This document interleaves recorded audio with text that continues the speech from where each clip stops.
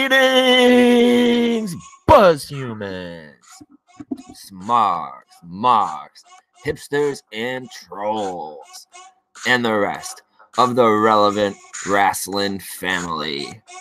That's right, it's me, the voice of Relevant Rasslin Productions, and your humble narrator for this evening's main event.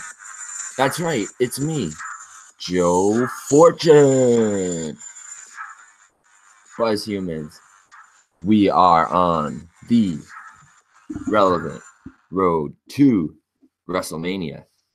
And I've only got one question for all of you. Are you adequately prepared to ride the buzz waves with us? Let's hope so, because this is Relevant Rasslin Weekly Buzz, the WrestleMania 34 weekend preview.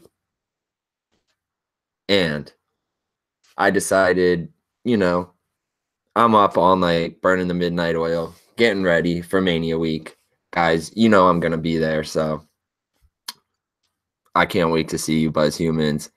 See all of our friends, all of our podcast buddies, all of our, internet buddies and everything. It's been a great year since last year being down in Orlando. We made a lot of connections, met a lot of cool people, networked with a lot of other awesome podcasts.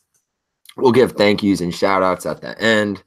We will give the social media at the end.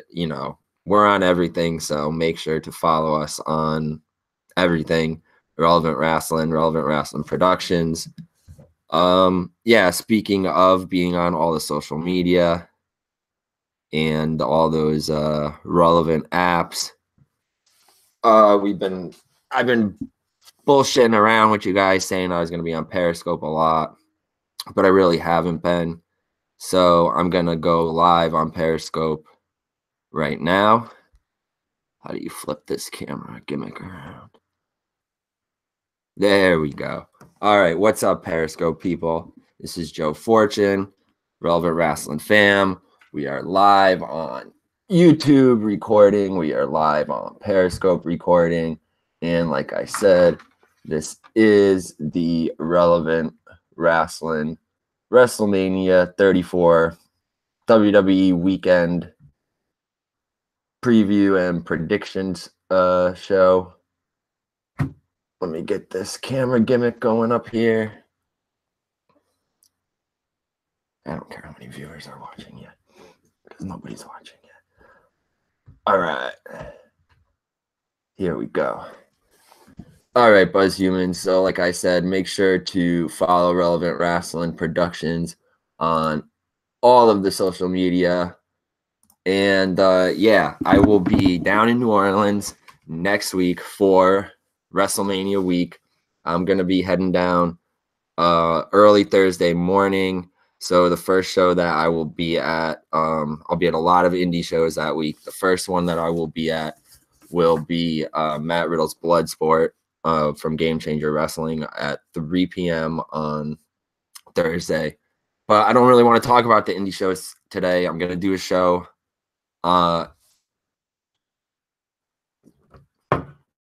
in a couple days, probably on Monday, where I will preview all the indie shows that I'm going to and talk about that. But right now, let's cover the WWE stuff. Buzzhumans, this is, like I said, Relevant Rasslin Weekly Buzz. We'll cover the whole weekend of WWE events. We'll start with the Hall of Fame.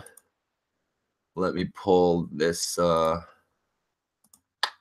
here on the WWE website, and I see.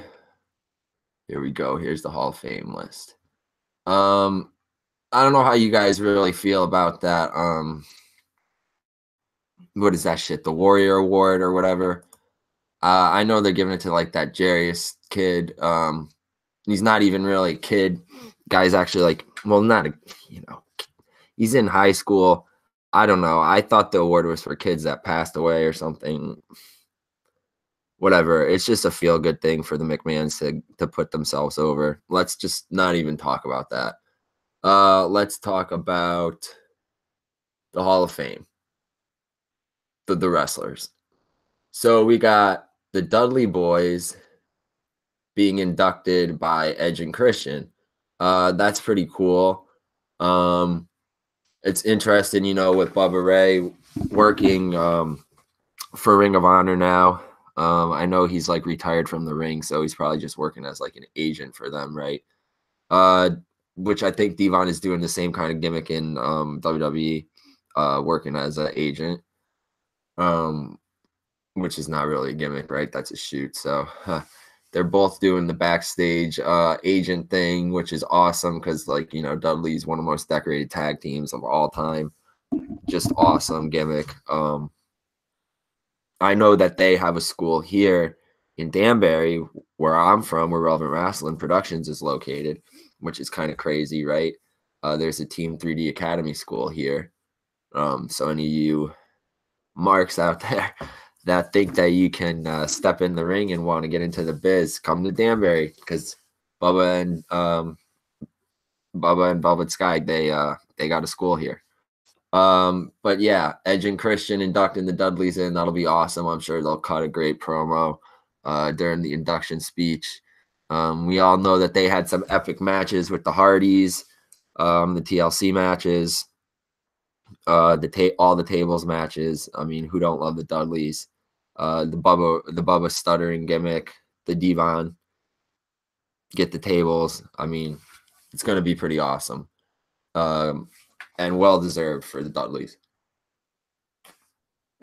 Maybe they'll even put somebody through a table at the Hall of Fame, right? We got Molly Holly is going to be inducting Ivory into the WWE Hall of Fame. That's pretty awesome for Ivory.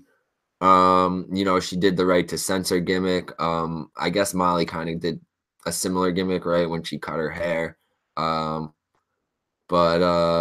yeah, Ivory's cool. I know she used to have a bar out in Chicago that Dan, Relevant Wrestling Dan, shout outs to Relevant Wrestling Dan, that Relevant Wrestling Dan used to go to watch the pay-per-views at, but it closed recently. She was a member of the cast of the original Glow. Yeah, Ivory's pretty awesome, and that's awesome. Like I said, that's great to see her in the Hall of Fame. And Molly Holly is a pretty good choice, I think, to induct her. Paul Heyman inducting Goldberg into the Hall of Fame. I guess maybe because they're both Jewish, or because Heyman will cut a halfway decent promo that we've already heard a million times.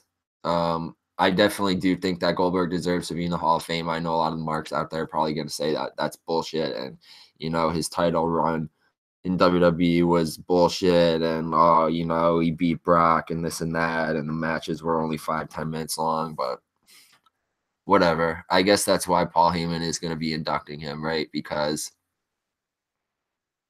he beat let me check how this Periscope gimmick is working. Sorry, because he beat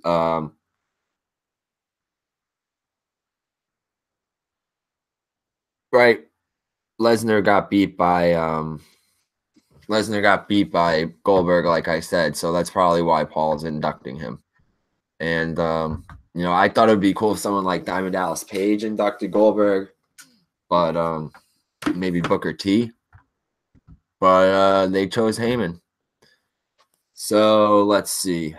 We have one of the bigger surprises, I think, for a lot of people, because WWE doesn't really like to recognize this guy because of all of his work that he's done with TNA and Impact. That's Jeff Jarrett. He's going to be inducted into the Hall of Fame by, of course, Brian James, BG James, the head writer, if you could call him that, of SmackDown Live. You know, I really liked them back in the day. I'm not gonna lie. Jeff Jarrett, I thought he was a great heel. I loved all his vignettes and shit. I liked the shit with Road Dogg. I never ordered that cassette tape that they had of their single, but I always liked the Road Dogg's gimmick with Jeff Jarrett and the Roadie. So, you know, for his contributions to the business, also as far as the stars that he helped elevate and get to that next level, so that, you know, they were on WWE's radar. Maybe if it's just because they wanted to steal them away from Impact Wrestling, TNA, or they just, you know, guys like Samoa Joe, AJ Styles, you know, bigger names like that, they've gone on to be pretty successful in WWE, right? So without Jeff Jarrett helping to put those guys on, then, you know, then they would have made it to WWE. So I think that's a big reason why he is being inducted into the Hall of Fame. And, you know, of course, they'll pick Road Dogg to do that for him. So I like that. Jimmy Hart to induct Hillbilly Jim. I'm not really sure why. They picked Jimmy Hart for that. I don't know if he ever managed him or not. I'm not really. I haven't really seen too many Hillbilly Jim matches besides like ones that were probably on the early WrestleMania. You know, Jimmy Hart's cool. Funny story about Jimmy Hart, though. I know this will pop Tyler and Tim when they hear it. Shout outs to Tyler and Tim, Relevant Rasslin fam. Guys, when we went to this House of Glory show back in, I want to say February. I got to check my little journal gimmick over there, but I think it was in February. We went to this House of Glory show in the city with my dad, Tyler, Tim. And I thought it was going to be pretty lit, but that's, you know, you've probably heard us bitch about this show on here before if you listen to us. But that's besides the point. We probably even told this story before, but if you haven't heard it, I'm going to tell it again. Well, Jimmy Hart was like their special Legends guest, you know, so he had his little gimmick table on the stage, you know, during intermission. And the owner of the promotion of, you know, of House of Glory, he kept trying to put Jimmy Hart over on the mic during the intermission, you know, come up and get an autograph or buy an action figure and have him sign an autograph, do a picture, this and that, 40 bills, 50 bills, whatever, what have you. And bro, like maybe 6 or 8 people went up in line. Let me tell you, you know what I mean? Like Sonya Strong was there. Evilise was there. So of course, like I even said this to the guys. I'm like, guys, you know, say you got like $40, right? And like somebody tells you, okay, you could go get autographs. Like, are you gonna spend the $40 on like Jimmy Hart's old ass, or are you gonna go get Evilise and Sonya Strong's autograph? I mean, come on, that's pretty fucking obvious right there.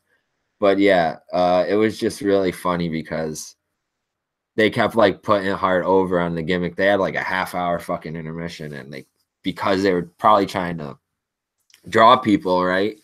And yeah, didn't really do such a good job on that. And Hart was kind of pissed, and I think he kind of just got heated, and no, he kind of just left like right after that. You could tell after they you know, they started the second half, he packed his shit up and he was out.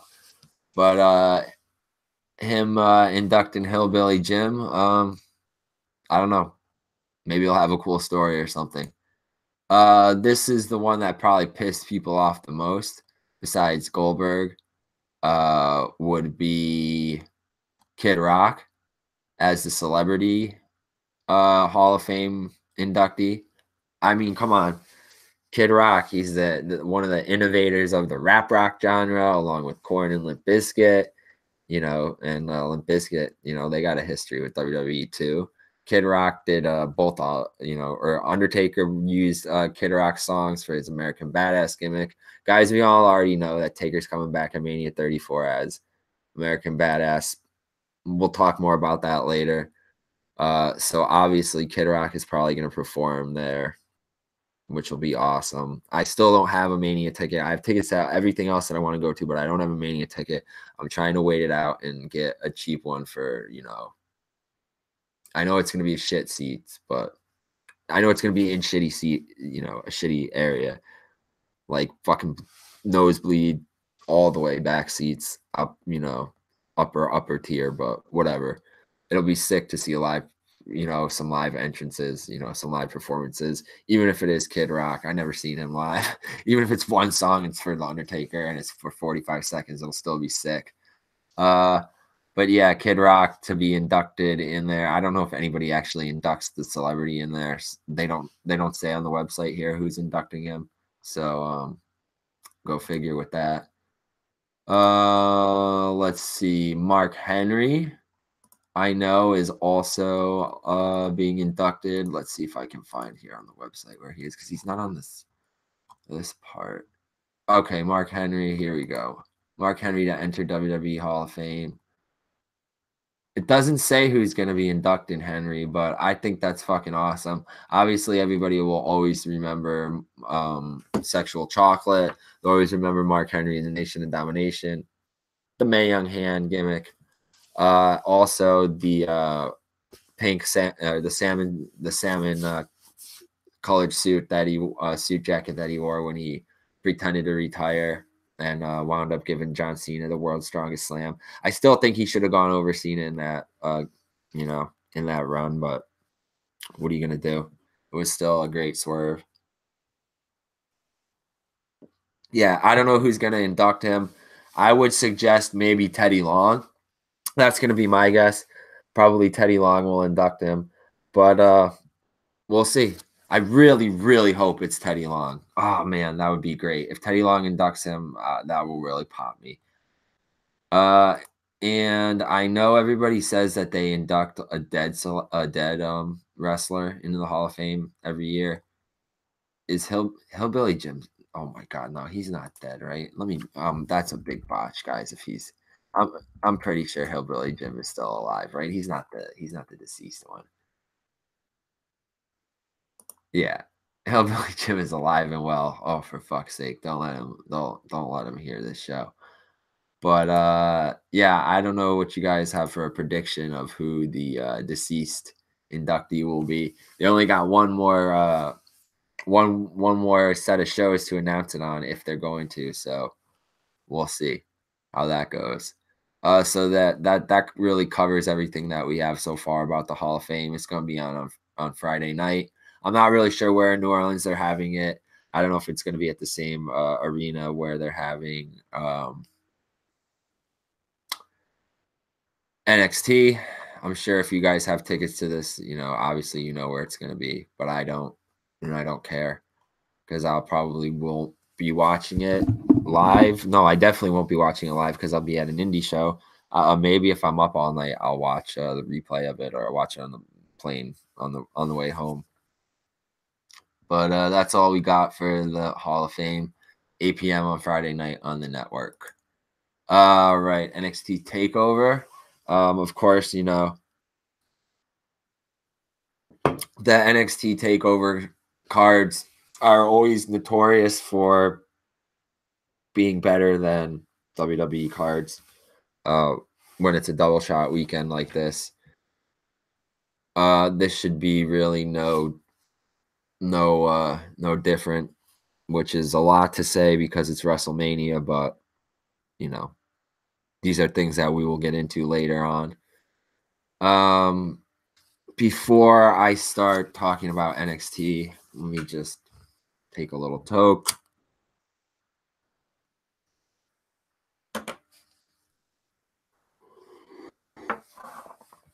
Okay, take a big one. All right, so NXT, April 7th, probably going to be at like 7:30 p.m., maybe 8, I don't know. check the network. Smoothie King Center, New Orleans. Theme songs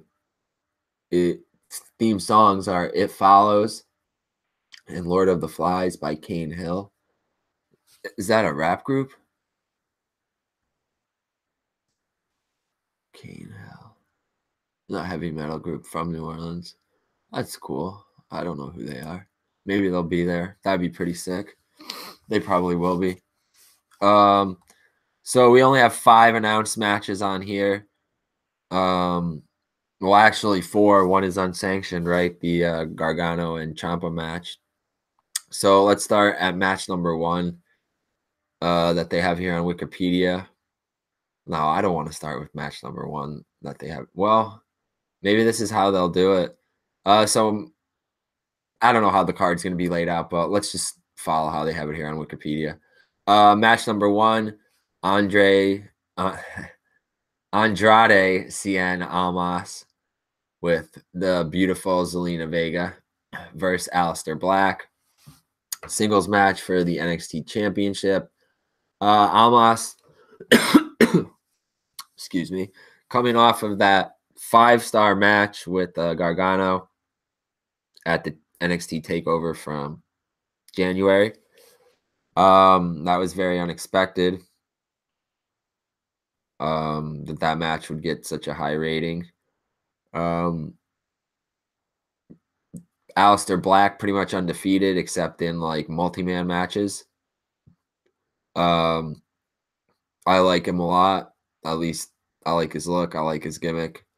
You know, doing the Lamech thing, you know, the dark thing with all the occult symbolism and gimmicks on his attire.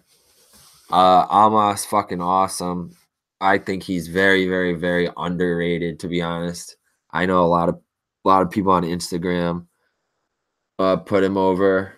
A lot of the guys that I get t-shirts from on Instagram, they've made Almas t-shirts. I just haven't bought anything in a while because I'm trying to, you know, Mania week coming up. Got to save for that shit. But there are, you know, there's a lot of love for Almas out there for the diehards who really followed him over from New Japan to NXT. And I would say he's had a lot of success and definitely, you know, obviously beat McIntyre for the title and had the 5-star match with Gargano. Now he's going to have this match against Black and, you know, I think it'll be great. I don't think it will be as good as the match with Gargano because we didn't expect that to be so good. But this will be pretty awesome. Both guys have been tearing it up, like I said, and I'm pretty excited for this one, to be honest with you. We have singles match for the NXT Women's Championship. Ember Moon versus Baszler. Shayna Baszler. A lot of people on Baszler. I don't know if they still think she's kind of green. But to be honest, I think she has that UFC stamina. You know, she can go long matches. To me, she looks like one of the only credible fighters on the roster. Only one of the, as far as in the female division goes, because she's not trying to do the makeup diva bullshit. She's actually going out there and trying to beat bitches' asses, which I really respect.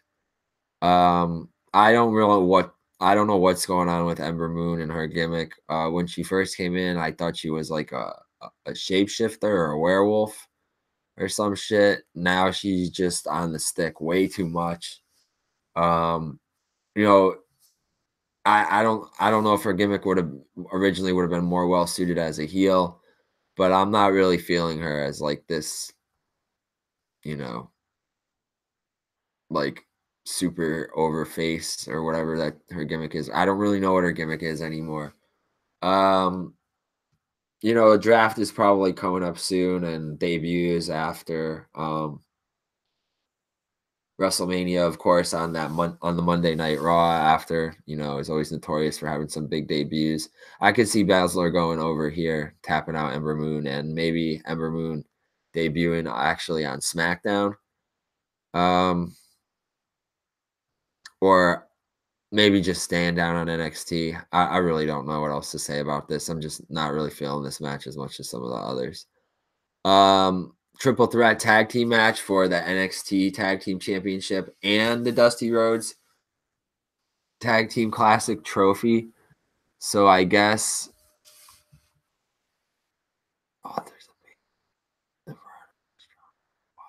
I don't know why Undisputed Era is in this. I mean, obviously because they're the tag team champions, but I guess that means if they win, they get the Dusty Rhodes Classic Trophy, even if they weren't in the tournament. That's kind of stupid. Authors of Pain and Strong and Roderick Strong and Pete Dunne, those were the two teams that made it to the finals. So I don't see why they don't have like that match earlier in the night and then have the winners of that go against Undisputed Era later. I think that would make a better story, especially if like Strong and Dunn were going to win. I really just don't see Authors of Pain getting the titles back. I think that they're ready to get moved up to the main roster. Undisputed Era is being represented here, it says, by Adam Cole and Kyle O'Reilly, which is interesting to note because Adam Cole is in 2 matches this evening, and that's because Bobby Fish is injured. So I guess they're going to use a Freebird rule there, and rather than strip Undisputed Era of the titles, they put them in this triple threat match.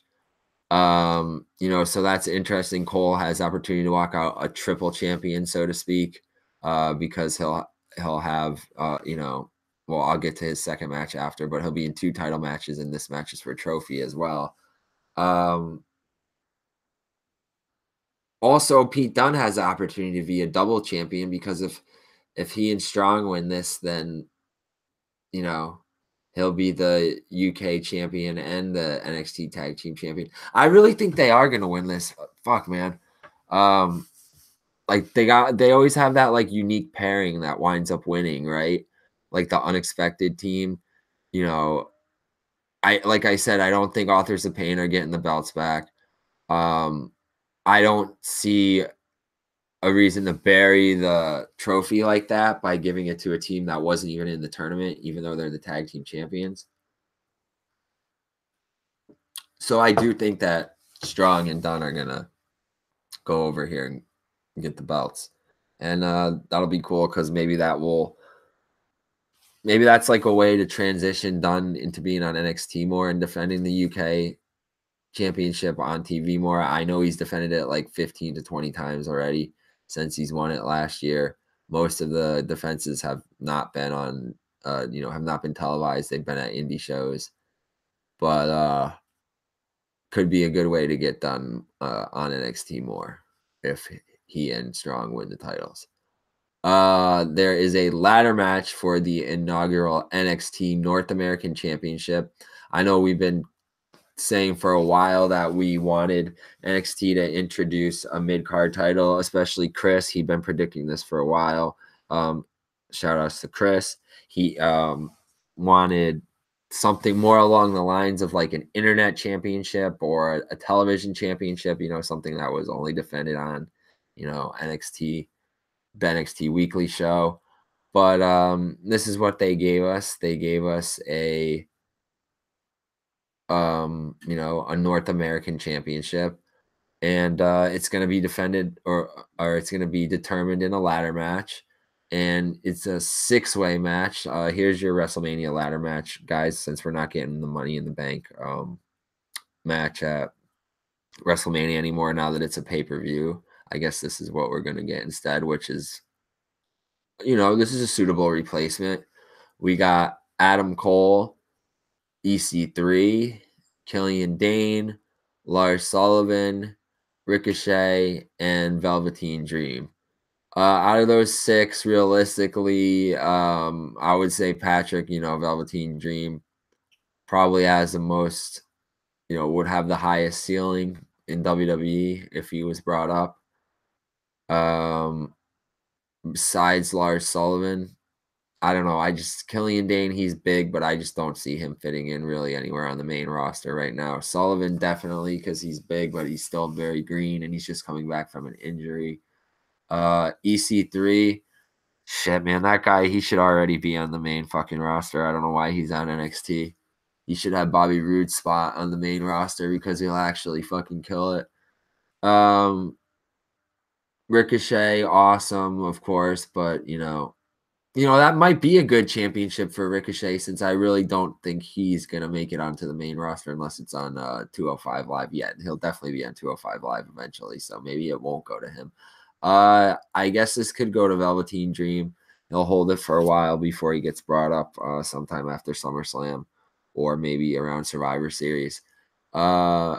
Yeah, this will be a sick match. This will be like your spot fest for the weekend for the WWE. As far as WWE side of things go, I don't really think they have any big matches on Mania that will be very spotty. Besides like maybe the Battle Royal. So this is gonna be your get all your spots in, get all your shit in, big pops match. Hopefully the belt does go to Velveteen Dream. The unsanctioned match, if Gargano wins, he will be rehired, but if Ciampa wins, Gargano will be banned from NXT. It says, there's a couple, if you want to read between the lines there, Gargano will be banned from NXT. It doesn't say Gargano will be banned from WWE, so it's possible he could be brought up, be signed by Daniel Bryan, brought up to SmackDown, because maybe that, Daniel Bryan says they have history or Daniel Bryan just respects him, thinks he deserves a job even though he lost. And because he's such an over babyface right now, or at least with the marks, I would say, of people who know who he is. Ciampa, I love the guy. I don't think he gets enough credit. He's one of the most pure heels I think that WWE has right now. Gets the legit heat, does the gimmick very well. If we want to read between the lines here too, or go with the obvious, if Gargano wins, he'll be retired. But if Ciampa wins, Gargano will be banned from NXT. I'll read it again. That could give it away too. Like, what, are they really going to have the guy banned? Anytime they have this, like, they already had the loser leaves town match with Almas. They're not going to do it again, right? It's like the reinstatement match. The guys always win the reinstatement match. So unless they plan to bring Gargano up, then I don't see any reason for him to lose this one. I think this will be a great match. I hope Gargano doesn't do as much like reckless shit as he did in the match with Almas, even though a lot of people loved that match. I like that match too. Was it 5 stars? I don't know. Obviously Dave Meltzer thought so, and a lot of people backed him up on that. I do think that was a great match. These two, they had an awesome match 2 years ago in the Cruiserweight Classic tournament. So I am looking forward to this match as well. It's an unsanctioned match, so I'm sure, they'll, a lot of gimmicks will be involved, probably chairs, maybe tables. Sure, they'll beat the shit out of each other around the arena. Hey, it should be fun, right? Maybe they'll have a nice old school brawl. Maybe they'll even fight outside and take it out on the Bourbon Street. No, I really don't know where in proximity to Bourbon Street this arena is at, but regardless, I think this will be a fun one because these guys, they're best friends, and as a shoot and as a work, they already have proven that they can go, whether it's with each other when they were tag team champs or against each other. So, shit, that covers NXT. Let's take that out of the way. Let's refresh for a sec. Have a little seltzer. Have a little smoke. Oh my god, hopefully, I'm burning the midnight oil here tonight, Buzzhumans, but I got to get geared up, get ready for the Relevant Road to WrestleMania. Guys, once again, this is Relevant Wrestling Productions. This is Joe Fortune. This is our Relevant road to WrestleMania 34. Thank you for joining us. This is our WrestleMania WWE weekend preview. I'm about to let you guys know all about Mania 34. If you don't already know, we're going to go through all of the announced matches. Make sure to check out Relevant Rasslin Productions on all of the social media. I'll plug all that later. I'll give shout outs to everyone. It's Mania week. I'm really excited. I'm trying to push to get a lot of things done. Got something that I've been working on for the past couple of weeks. I know we've been a little quiet on a lot of social media platforms, but that's because we've been working on something else, something physical. I will get to that at the end of the show and let you guys know because we're going to be debuting it at Mania week. So hang tight. If I see you, if you hear this show and you told me that you heard me talk about it, I will definitely hook you up with one. But let's leave that for the end of the show. But there's your little teaser. So here we go. WrestleMania 34 will be, no shit, the 34th annual. Wikipedia. I love it. WrestleMania 34. I still do not have a ticket. I'm not asking for a ticket, guys. There's tickets out there. Trust me, they never sell out. They're not even going to sell out at WrestleMania. You will be able to get a ticket, even if it's the 11th hour. That's what I'm going to do because I'm going to try to get a good seat cheap. I'm going to wait till it gets down to the wire. So we have a dual brand show. Thank God, right? April 8th, Sunday, April 8th at the Mercedes-Benz Superdome in New Orleans. The theme songs are Celebrate and New Orleans by Kid Rock. I mean, come on, more dead giveaways that Taker's coming back as American Badass. Sponsored by Snickers and Rocket League. We have, holy shit, 13, like I said, announced matches. Let's start with matches that I think are probably going to be, unfortunately, on the pre-show. I would say let's go with I'm pretty sure they already said that the Raw women's match is going to be, I'm pretty sure Nia Jax said in a tweet or in an interview that someone asked her how did she feel. I don't know how they knew, but they asked her how she felt about the Raw women's match was going to be on the pre-show. And she didn't really look like I think the way that she handled the question was kind of like poorly, or the way she answered the question. She didn't get pissed off because she was asked that, but she said, "Oh, I don't have the quote here, but she said that she didn't mind that they were on the pre-show because millions of people are still going to watch and this and that, and they're still going to get the opportunity." It's like, come on, it's the Raw Women's Championship, bitch. You better be saying, I fucking want us. That's bullshit. We should be headlining WrestleMania. Like, this is a women's wrestling revolution. Why there's no excuse for us to be on the pre-show. If Jax is this heel and this monster, then she needs to play it up more, but she's more of a tweener than anything. You got Bliss versus Jax here. Guys, a lot of you love Bliss like we do. A lot of you guys hate Bliss and think that, fucking all you marks online that say she's sleeping with someone in the back or this and that. Yeah, I'm sure Kevin Dunn has a boner for her, but is she fucking anybody in the back? No, she's engaged to Buddy Murphy, right? So she's with one of the boys. She's not with one of the suits, as far as I know. But I don't know. You fucking guys tell me, right? You say that she's been in the title picture for too long. Well, I think that's because she gets it, right? She doesn't go for the spots. She goes for the heel heat, and she gets that through her promos, and she gets that through her, not doing the spots and doing the heel shit in her matches. Not going for the pops, going for the heat.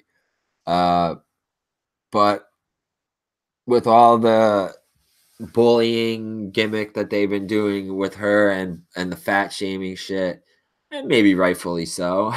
No, I'm sorry. With that gimmick going on with the Jackson Bliss, Maybe Nia. I'm probably Nia will go over here, which will be cool.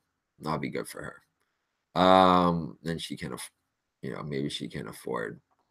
I'm not gonna go there. So let's see. We'll just go with the next women's match, which I don't think that this is gonna be on the pre-show, but let's not debate what's gonna be on the pre-show and what's not gonna be. Let's just go through it. We have Charlotte Flair defending the SmackDown Women's Championship against Asuka. A lot of people thought it was going to be Bliss versus Asuka. A lot of people thought it was going to be Rousey versus Asuka. But, Asuka making the switch over to SmackDown, even though she's still working as a Raw champion, right? I mean, as a Raw, on the Raw roster. So she will probably obviously be making the transition because if they're going to continue with this undefeated streak thing, then she's got to go over Charlotte. I think this is a match that a lot of people wanted to see. I think this is probably the best pairing for these two. As far as, a match that they'll excel in on the WrestleMania card. Yeah, like I said, the best possible pairing. I think it's better than Asuka and Rousey.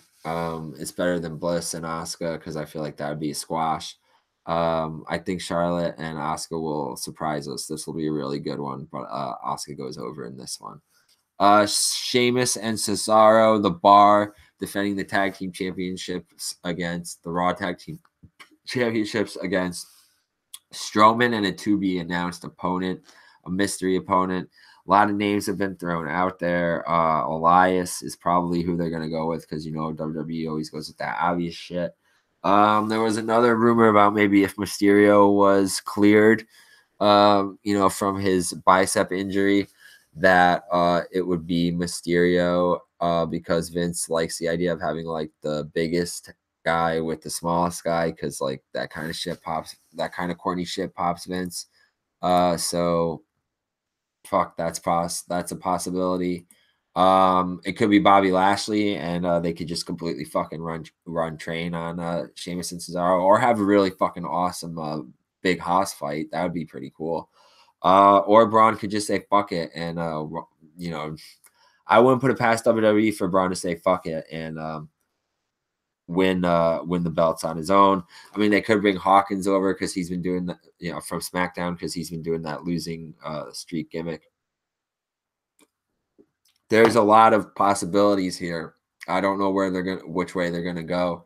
I'm thinking they're gonna go the lame route. So either way, with as far as either Braun's not gonna have a partner or who they pick is gonna be someone obvious like Elias, which is all right, but I feel like they could have done something better, like maybe had Braun versus Elias as a match.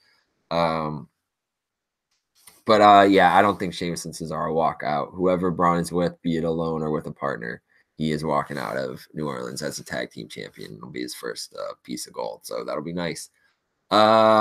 This match, I know I said I wasn't going to debate it, but this is definitely undebatable as far as the placement on the card. Cedric Alexander versus Mustafa Ali definitely will be on the pre-show, but this is the final match in the tournament for the Enzo Amore Memorial Battle Royal. No, the Enzo Amore Memorial Tournament. No, I'm sorry. This is the finals for the timestamp that and edit that out, right? We don't do that. This is the tournament final for the vacant WWE Cruiserweight Championship. Cedric Alexander versus Mustafa Ali. You guys, I don't really like the idea of two baby faces in a title match, but WWE seems to not care about things like that, especially like with the cruiserweights because they all seem to be faces. All the heels, they always. You don't see Brian Kendrick anymore because his face got smashed. Jack Gallagher, he doesn't go over anyone anymore. Gulak, who I feel like was the best heel, or Tony Nese. I really think it should have been Gulak and Alexander in the finals with Gulak going over, but I feel like they got this like good guy cop thing going with Mustafa Ali. They're trying to like pander to the right. That's how WWE does it. Not saying that that's Ali's position, but that's WWE's position. They're trying to portray cops in the, like I said, in a positive light. Ali also being a person of color, being, being a Pakistani guy, and a former cop. I'm sure that's a double whammy right there. WWE definitely loves that, so they could definitely go off of that. Cedric Alexander, I think he's pretty awesome. He's solid. People really like him. Of course, you guys remember the please sign Cedric chant from the Cruiserweight Classic tournament 2 years ago. But I think like with all the gimmicks that Ali's been doing, I mean, as far as like the promos and the vignettes and the Twitter stuff that he's been doing, and for those other reasons that I said before, I think Ali will be the new Cruiserweight champion. We have the Usos versus the New Day versus the Bludgeon Brothers. Triple threat match for the WWE Smackdown Tag Team Championship. It's finally time to pull the trigger and put the Bludgeon Brothers over. Have them beat this. This is the match that they need, right, to finally beat legitimate tag teams. To cement themselves as some badasses, maybe to set up some future matches against like War Machine and Authors of Pain when they are brought up. This could really, I always say like this could be the team that really helps the main roster tag team division get.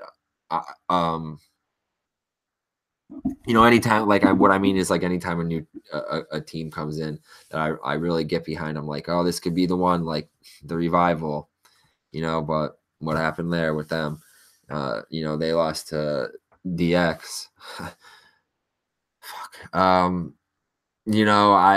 think Bludgeon Brothers, it's a good pairing for Harper and Rowan. It's a good gimmick that I can get behind, that a lot of people have got behind.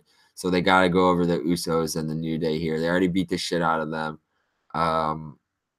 They did that really good injury angle with Woods, even though like a week or so later he was back.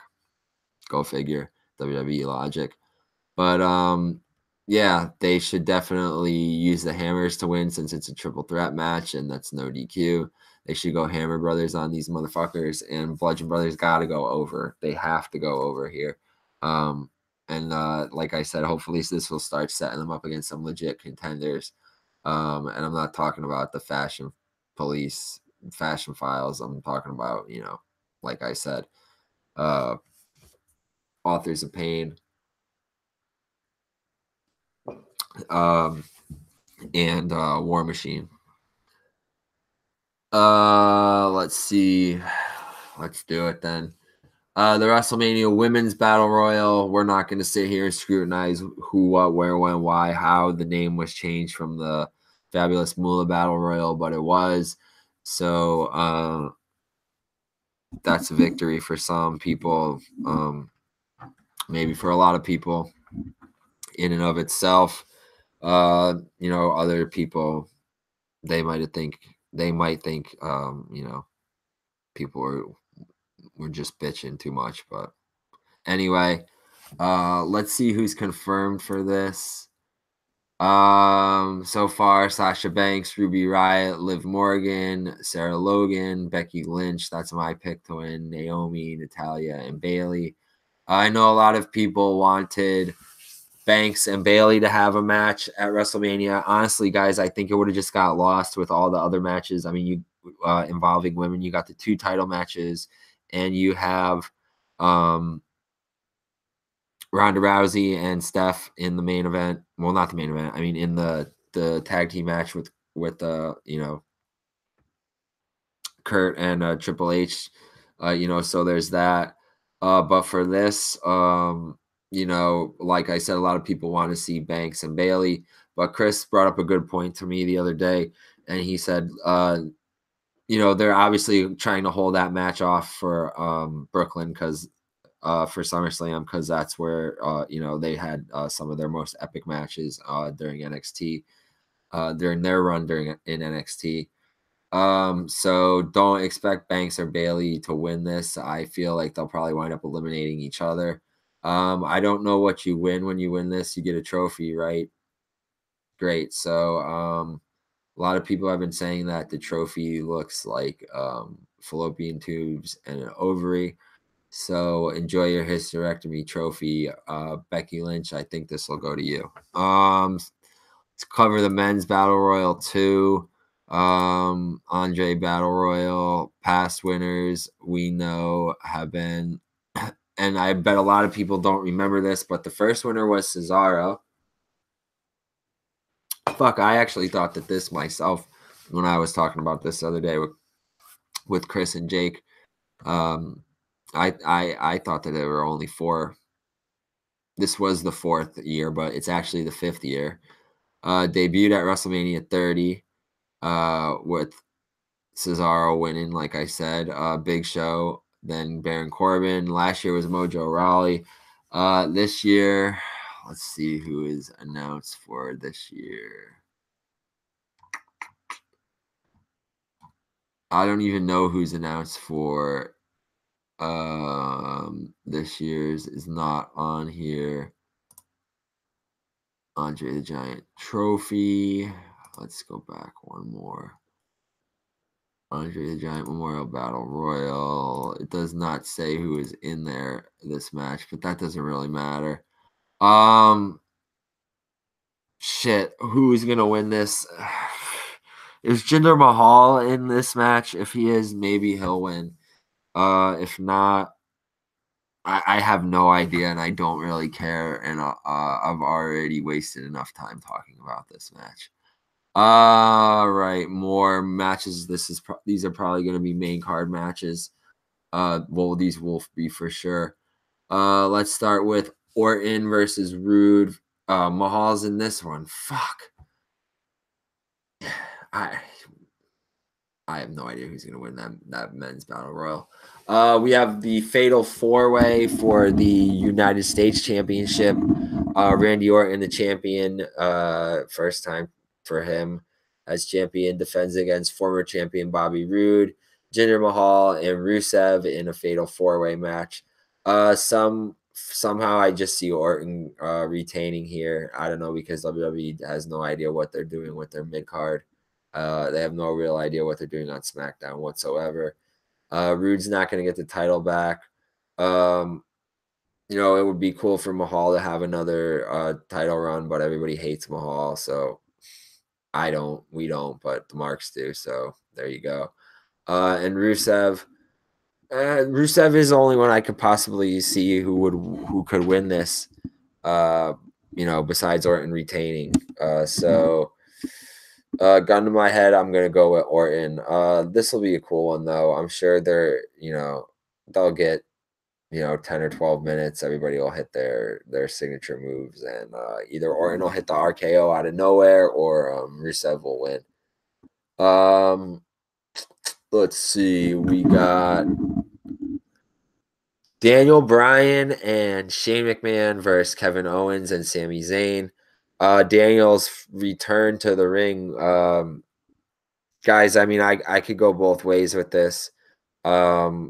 As far as Daniel Bryan returning to the ring, but that's not really what this is about. I'm happy for him. I just want him to be safe. I just hope he doesn't do any ridiculous spots that are going to, re-injure him too soon or at all, because we definitely don't want to see that. I don't want this man's career to end. Here's Shane milking another fucking Mania match. Ridiculous. Owens and Zayn, I would have rather seen them in the Smackdown Tag Team Championship match. A lot of people want to see them against each other.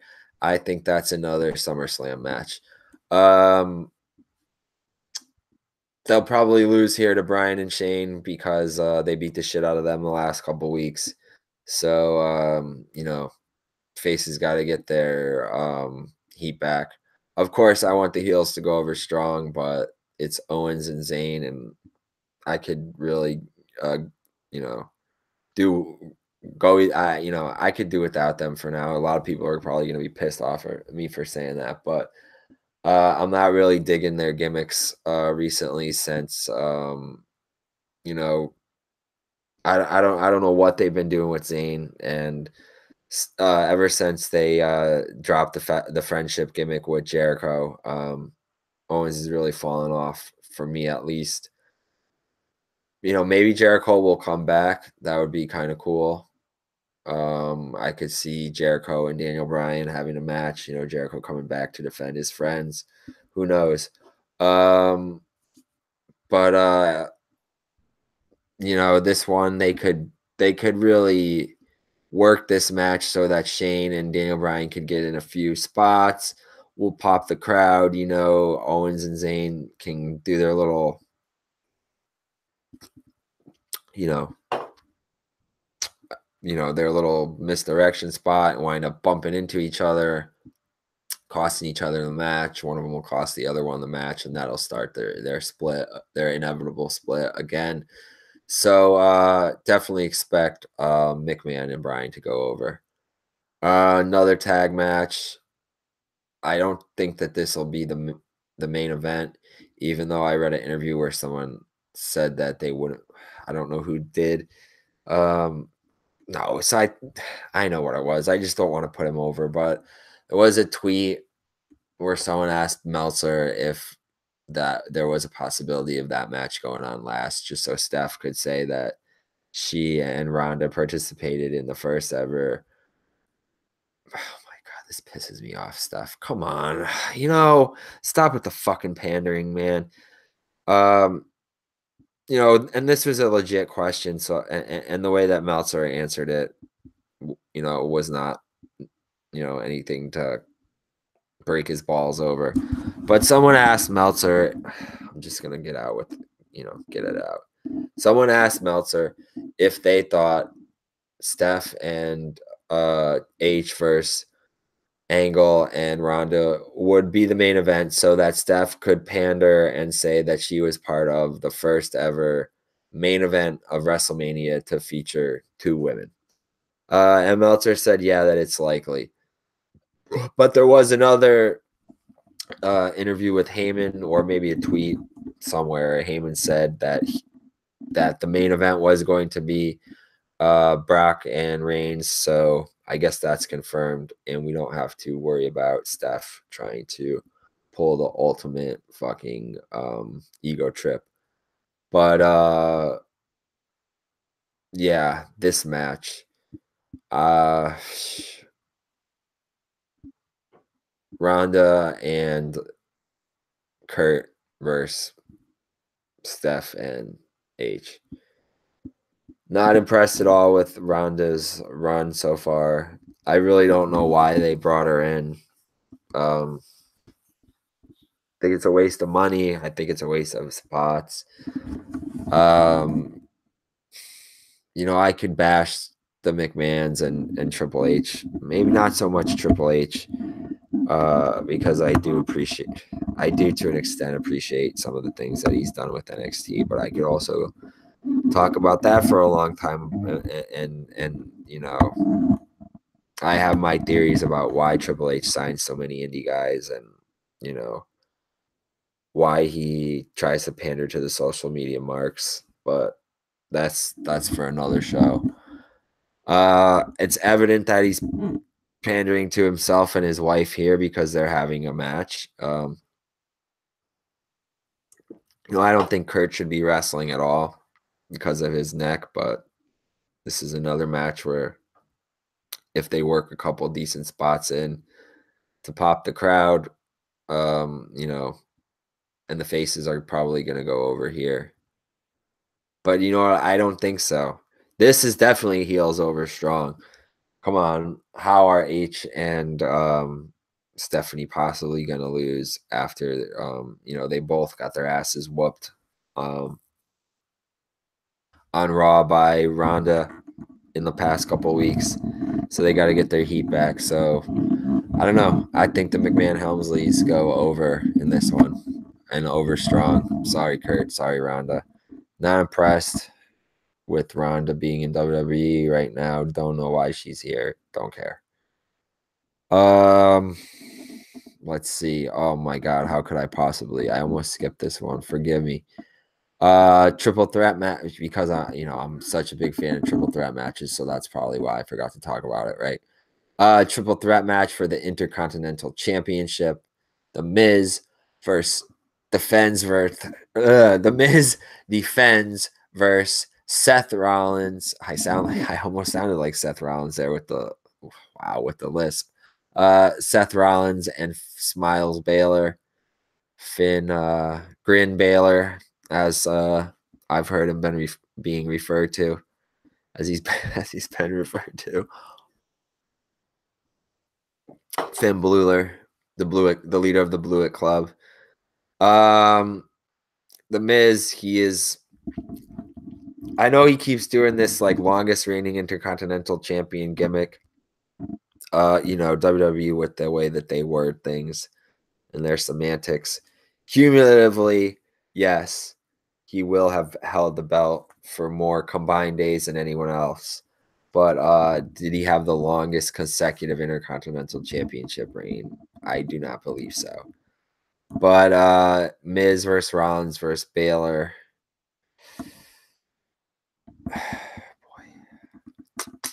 If I have to pick, which I do, Rollins.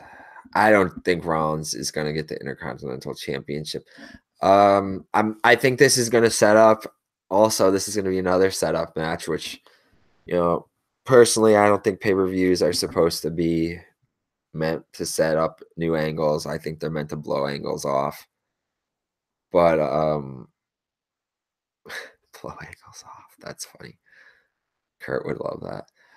But Seth and Baylor, it's definitely setting up a match for them, either at the next Raw pay-per-view or at SummerSlam.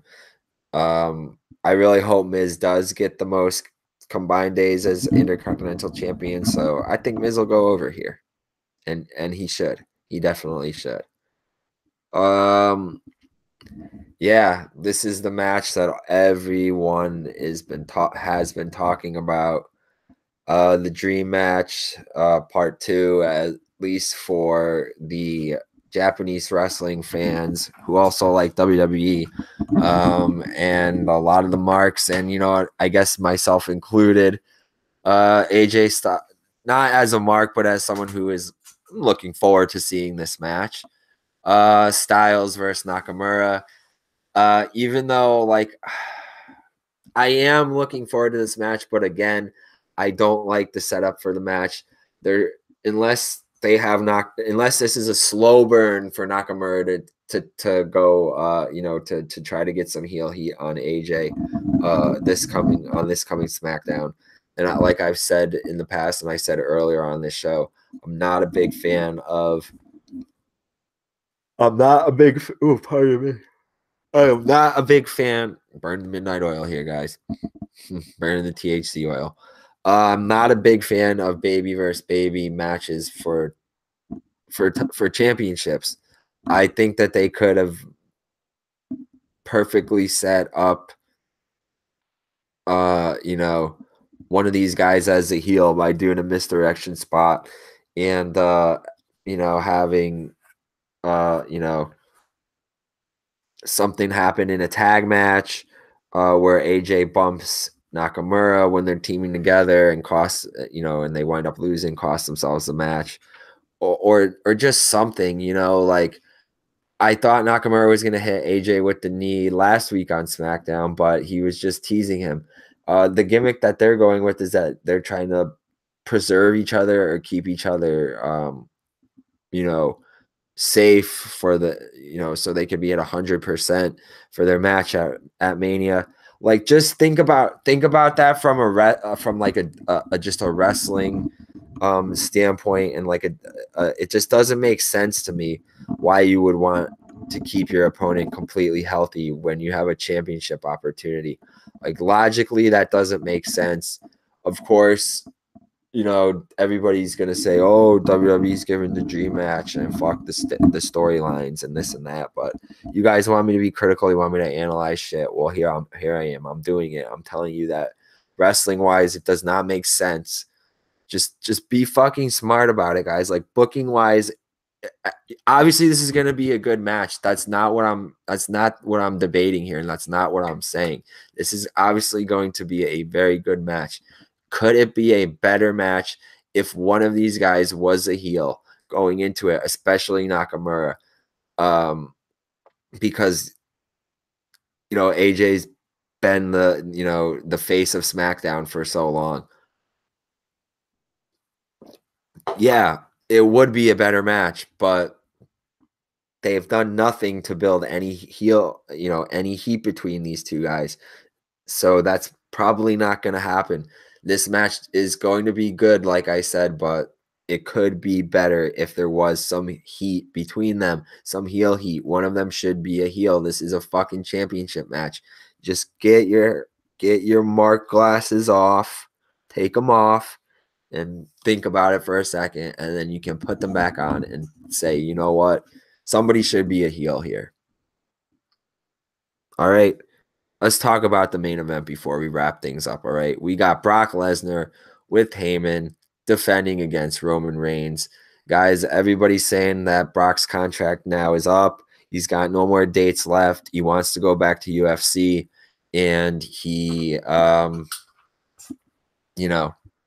this is Roman's time.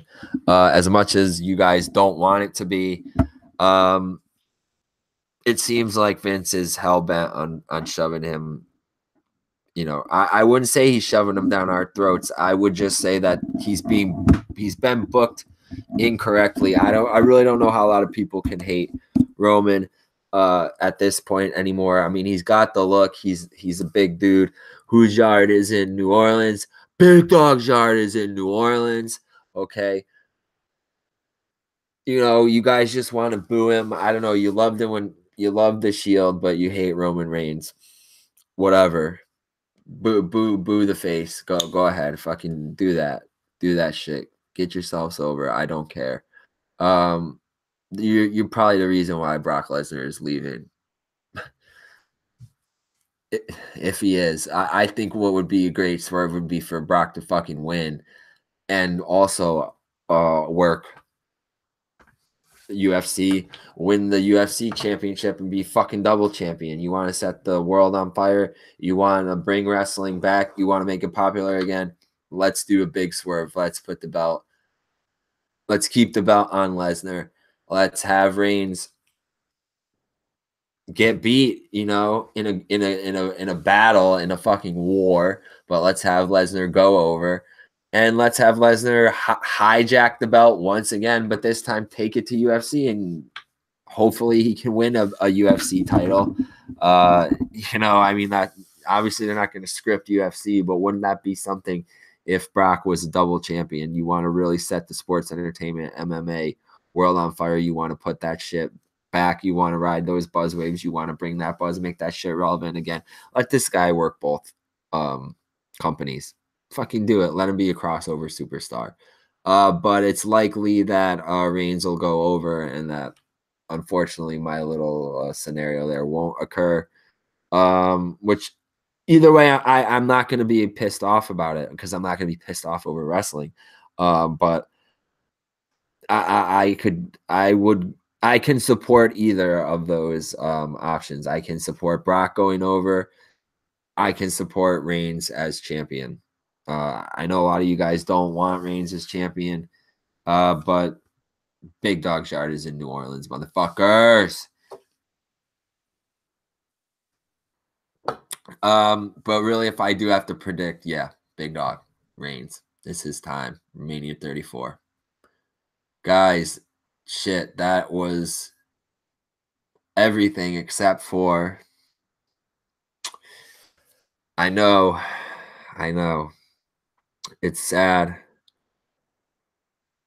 John, we don't know what's going to happen. We don't know if you're going to have a match. It's not even on Wikipedia, John Cena versus to be determined. Is Undertaker going to come back, guys? Is he going to answer Cena's challenge? Hell the fuck yeah, he is. Taker is going to come back and he's going to whoop Cena's fucking ass. As much as I love Cena now and respect the hell out of him, I love Taker even more. I think the American Badass gimmick is going to come back in full swing. Motorcycle and all. It's going to be fucking sick. I think what would be really great is if we don't hear from Taker at all this week on Raw. Cena comes out on Raw. He's freaking out. Maybe even comes out on SmackDown and is panicking. Where is Undertaker? I don't have a match. Help me. Somebody help me get a match. I need a match at WrestleMania. And of course, he has the meltdown in the ring at Mania, and then you know what's gonna happen, guys. As soon as those drums hit and we see Kid Rock's face, he's not gonna be the only man with long hair coming out. Even though I think Taker has short hair now. But anyway, Taker definitely coming back at Mania, definitely having a match with Cena. Come on, guys. Obviously it's happening. It's gonna be epic. It's gonna be fucking sick. This is a match that I really want to see. I wanted to see Cena maybe versus Hogan or Cena versus Rock. I want to see Rock as Rousey's tag team partner, but we didn't get that. What we're getting in the main event is Brock versus Reigns, and a lot of people aren't happy with that. So come on, guys. You want to see Cena and Taker, and this is going to be great, especially when Taker comes back with the American Badass gimmick. And I am shocked with how like overwhelming support and like that people have for him coming back with that gimmick. Like people are happy that he set the Dead Man gimmick down at last year. He's put that gimmick to rest, but he hasn't really put himself to rest. I thought a lot of people were going to say, oh, that was a stupid gimmick, but a lot of people like the American Badass gimmick. I always liked that gimmick. Of course, we ripped on it when we were, younger, but that's probably because we liked it. So yeah, Cena, you're going to have your match with Taker, of course. Don't think it's going to go any other way, guys. Cena's having his match. So, wow, we went over about like 19 matches plus the Hall of Fame. That was pretty awesome. Not really. I mean, it's WWE. What are you going to do? Guys, a 7-hour show. Can we talk about that for a minute? Because it seemed like this show was 7 hours. I can't wait to see the timestamp on the end of this one. But geez, a 2-hour pre-show, at least a 5-hour main card. Like I said, I don't have a ticket yet, and that's because I still haven't decided if I can do this. If I could sit through this. I know I can't do it sober. I know I'm gonna have to try to bring a oil pen or something in there. I cannot drink beers the whole day and have to pay for that and have to get up also and piss that many times. I don't know. It's iffy. It's real iffy if I'm gonna go. Obviously, I'm gonna be there for the week anyway because I'm gonna be going to a ton of indie shows. I'm gonna do a show Monday, this coming Monday. That'll preview all the indie shows that I'm doing and that I'm going to that I'll be at. But I have not determined yet if I can do this, guys. Oh shit! Me and Tim did SummerSlam a couple of years ago, the one where Styles went over Cena, and even with that match and that the main event was I think Lesnar when he busted Orton's head open and he won by TKO. Even that was tough, guys. We had to take a fucking bus and a subway from Tim's at like we had to drive and then take the fucking subway. Yeah, bus. We leave at like 1:00. Oh god, bro, we had to go wait in line. We got in there at like 3:30. Fucking SummerSlam even was long now. I don't know why they want to do SummerSlam so long and WrestleMania so long. That was like a 7 or 8 hour, I don't want to say it was a nightmare because it wasn't, but it was tough. I don't know if I can do that for Mania, especially after all of the fucking wrestling that I'm going to be seeing before Mania. I might just be burnt out by then, which might be a good thing. I could just chill. I could watch it at a bar. I could watch it at the hotel, a restaurant. I could just walk around Bourbon Street and stream it on my fucking phone. And just bar hop and go to a bunch of different places to eat and just walk around and watch it. I don't really know what I'm gonna do yet, but 7 hours, guys. God bless you if you go. God bless you if you believe in God. If that's your thing, whatever, whoever. That's not where we're going here. You know what I mean? Bless your heart if you're fucking gonna sit through a 7 or 8 hour WWE event in 2018. You're a bigger mark than me, bigger fan than me, right? 7 hours, guys. 7 fucking hours of WrestleMania plus NXT and the Hall of Fame. And we covered it all on this week's very special edition of Relevant Rasslin Weekly Buzz, the Relevant Road to WrestleMania, WWE Weekend Preview, Buzzhumans. I will see you all in New Orleans next week. I will be there Thursday, bright and early. I got a flight, 4 a.m. out of JFK. First I got to overlay in Charlotte, so I'll be seeing you guys. And I hope to see a lot. There's a lot of you who I definitely know will be down there. Also, there's a lot of you guys who helped us get where we are now. A lot of you guys have supported us over the past year, have helped network with us. I've put us on to all sorts of different things. We've worked together in one way or another. Guys, I just want to give big shout outs to the JPI team, Dave, Austin, everybody else on there, whoever else that I'm forgetting, my bad. The whole crew.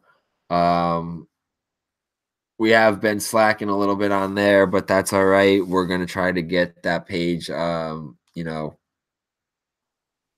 kick some more life into that, get that page a little bit more, buzzworthy and relevant this year. So big shout outs to those guys.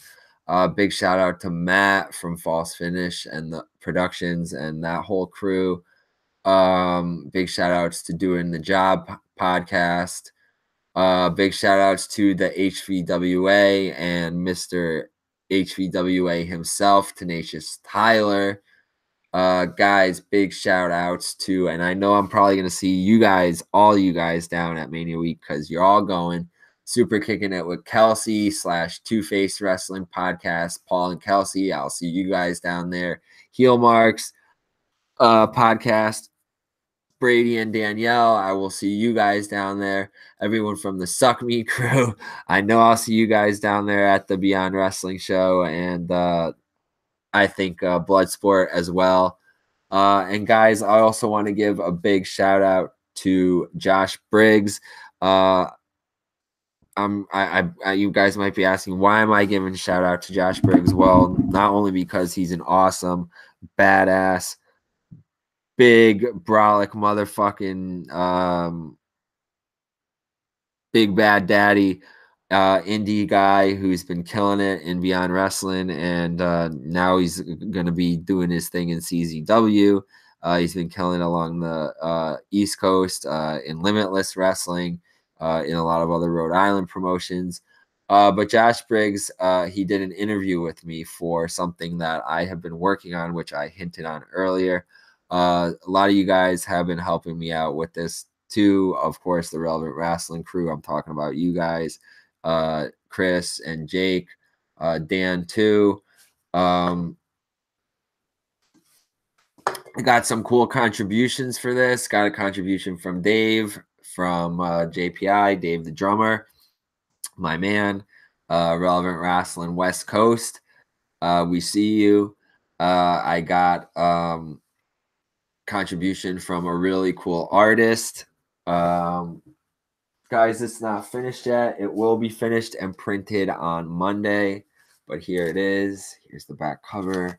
Here's the front cover. Guys, this is going to be the Relevant Rasslin Rag. Guys, the Relevant Rag. That's what we're going to be calling it. What is this? You're probably asking yourself, what the fuck is this? What does he got? It looks like art, reviews, looks like a magazine. Guys, it's a zine, okay? Relevant Rasslin was always built on our punk rock ethics when we were a little college radio show called Relevant Radio back in the day. We always keep in mind our DIY and punk rock ethics and just pushing the boundaries of art and music and media and, you know, having fun with it, being wild, being creative, being relevant, being buzzworthy, being retro, being old school. This is, you know, dirt sheets be damned. Okay, this is not a dirt sheet. This is this is for you guys. This is curated by us. This is collages. This is reviews. This is trivia. This is interviews. This is original artwork. This is puzzles. You know, this is articles, old school photos, live show reviews, poems, everything wrestling related, be it indie wrestling, Japanese wrestling, UK and Australian wrestling, Mexican wrestling, anything. If you guys want to contribute, just hit us up on any of the social media, which I'll plug in a minute. We would love contributions. I'm going to be taking some printing classes in a couple months so that you know, we can really improve upon the quality of this, and eventually you know, once it gets to a higher levels and we can get more contributions and maybe even pay for some curated contributions and custom contributions, you know, then we can start selling this so we can pay you know, to put out more issues quicker. Guys, this is, like I said, the Relevant Rag. This is just the master copy right now. It's not finished. It will be finished and printed on Monday and brought to Mania, the first issue. This one will be free because I'm getting a very good deal on the printing for it, because it's not the super high quality risograph quality yet, but we're gonna get there. But like I said, this is us giving back to a community that we have been a part of for so long. No, we are not. And when I say that, I mean the wrestling fan community. You know, no, we are not part of the business. We just do this for fun. We're not, you know, we go to shows, we wear the merchandise, we support the fans and the wrestlers too. You know, but we're not marks about it. We don't go crazy about it. We don't cry about things on message boards and Facebook. We don't not watch wrestling because this and that happened. You know, a lot of you may say that we come off as marks because we do watch WWE and we stand by them for so long, but it's just because we like being critical and breaking balls. And, you know, it's something that we've done for so long. You know, we love the old school. We love the old school Japanese stuff. We love the Attitude Era stuff. We love the old school Joshi stuff. The old, you know, we love that. That's what we grew up on. That's why we're so critical of the new stuff. But this is you know, our outlet to just have fun and you know, give back to the business that has provided us with so much entertainment over the years, and has just, you know, allowed us a lot of awesome experiences together, and that is professional and independent wrestling. So please be on the lookout for this first copy and many more to come of the Relevant Rag. Guys, one time before I sign off, please make sure to check out Relevant Rasslin Productions on all of our social media so you can ride the buzzwaves with us. I will see you all in New Orleans, but before then, keep busy, you know, by following us on and getting prepped for the week. Put us over, guys. Come on, please, please. We'll do the same. Let's support each other. Let's have a good time in New Orleans.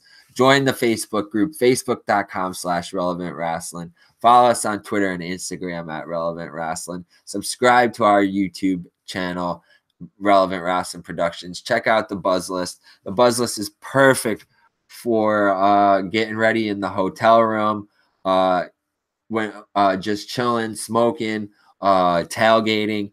If you got a tablet, guys, the BuzzList is a list of awesome, a whole bunch of awesome, annoying, stupid, funny, silly, hardcore, technical, just a whole bunch of matches that I've been feeling and vibing on. Any random match that I see that I want to stick on there, I do. It's just a list.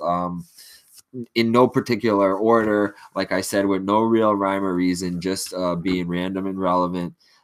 Make sure to check that out. Just a cool match list to pop you that you guys can put on while you're getting ready for the matches, to go to the matches, matches before the matches, right?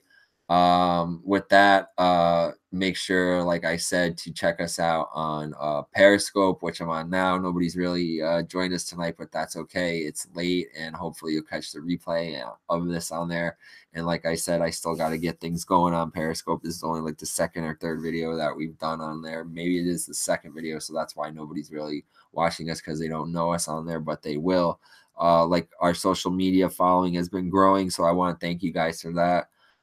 Make sure to listen to us on Audio Boom and Google Play Music. I'm going to try really hard to get us on Spotify and iTunes before I go to Mania week, before I leave.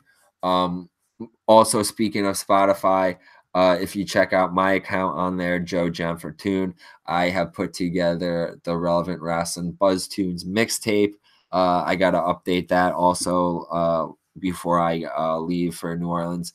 But that is basically just a playlist of all of the relevant and buzzworthy singles from this year that I've been listening to, and me and the guys have been listening to here at Relevant Wrestling Productions, that pop us, and that we've been vibing on and smoking to when we watch wrestling, and break balls about it and break each other's balls and chill. And yeah, definitely put that on. That's great for just waiting in the airport for your flight. Pop that on, listen to that. You can jam out to that on the plane, download the playlist, and listen to that on the plane. Definitely good for the tailgating and the car rides, and even blasting in the hotel room, and maybe down by the pool. I don't know how warm it's going to be in New Orleans, if it's pool weather yet, but definitely check that out.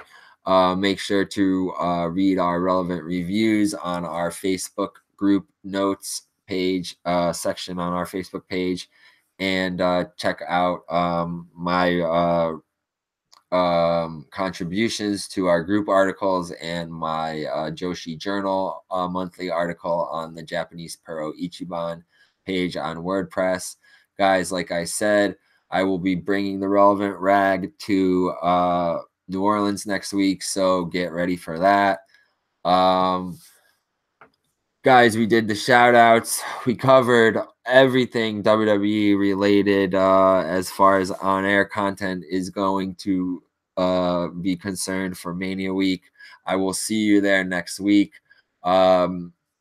Still got at least one more video that we're going to put out, like I said, next week before I leave for New Orleans. That'll be my indie show preview. So Buzzhumans, thank you for joining us again for this very special WrestleMania 34 edition of the Relevant Wrestling Weekly Buzz. Kayfabe may be dead, but originality and diversity are not. Relevant Wrestling Productions, it's always relevant to us. Damn it. I will see you all in the Big Easy.